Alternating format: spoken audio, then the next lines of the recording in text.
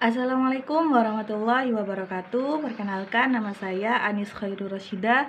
Saya mahasiswi Universitas Al-Falah Sunniyah, Prodi Bimbingan Konseling Pendidikan Islam semester 6. Pada kesempatan kali ini, saya akan menyampaikan sedikit penjelasan tentang model-model konseling spiritual. Silahkan disimak ya. Baiklah, pertama yang akan saya jelaskan yaitu tentang model-model konseling spiritual.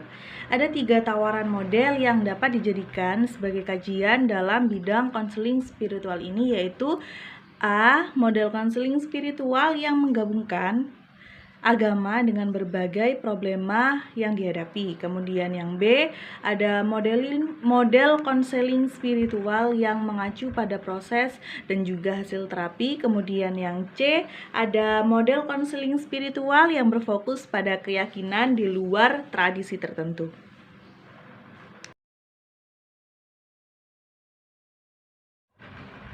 Konseling spiritual sendiri salah satunya yaitu memiliki model konseling spiritual, yaitu konseling spiritual teistik.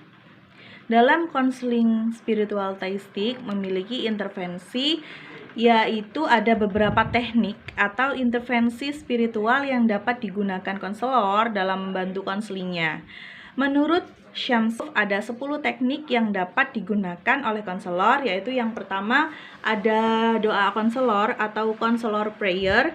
Yang B, ada pemberian informasi tentang konsep spiritual atau teaching spiritual konsep. Kemudian yang C, merujuk kepada kitab suci, karena kita orang Islam maka juga kita merujuk atau berdasarkan atau bersumber kepada Al-Quran dan juga As-Sunnah.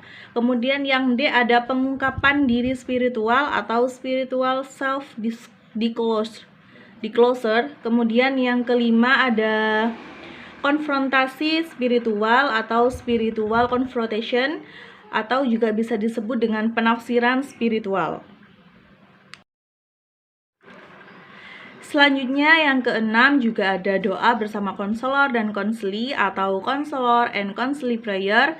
Kemudian yang ketujuh ada dorongan untuk memaafkan atau encouragement for forgiveness. Kemudian yang kedelapan ada penggunaan komunitas atau kelompok beragama. Kemudian yang kesembilan ada doa-doa konseli atau konseli prayer, dan juga yang terakhir ada biblioterapi keagamaan atau religious biblioterapi. Kemudian saya juga akan membahas tentang psikoterapi Islam.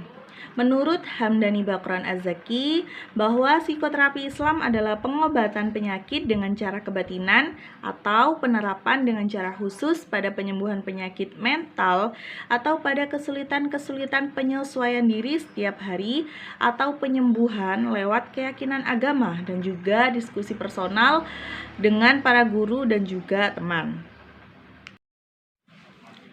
Psikoterapi Islam juga memiliki tujuan, yakni sebagai berikut. Yang A, memberikan pertolongan kepada setiap individu agar sehat jasmani, rohani, dan juga spiritual dan moral.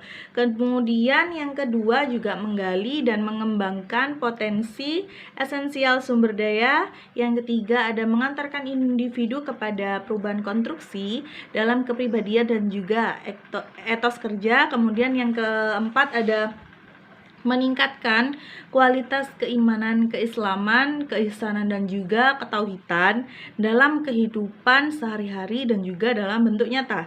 Kemudian yang terakhir ada mengantarkan individu mengenal, mencintai, dan berjumpa dengan esensi atau jati diri serta Sang Khalik.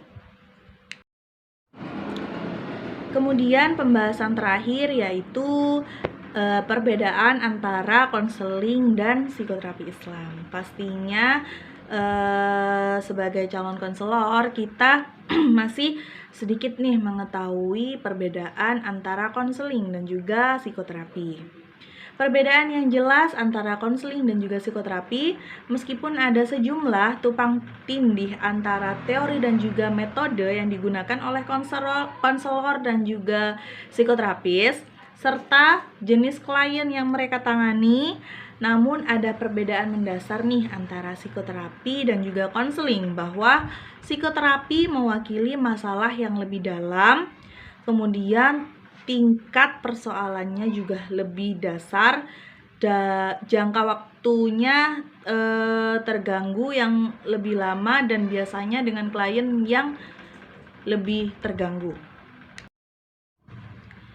Sekian presentasi yang dapat saya sampaikan, kurang lebihnya mohon maaf. Wallahul muwaffiq ila aqwamit thoriq. Wassalamualaikum warahmatullahi wabarakatuh.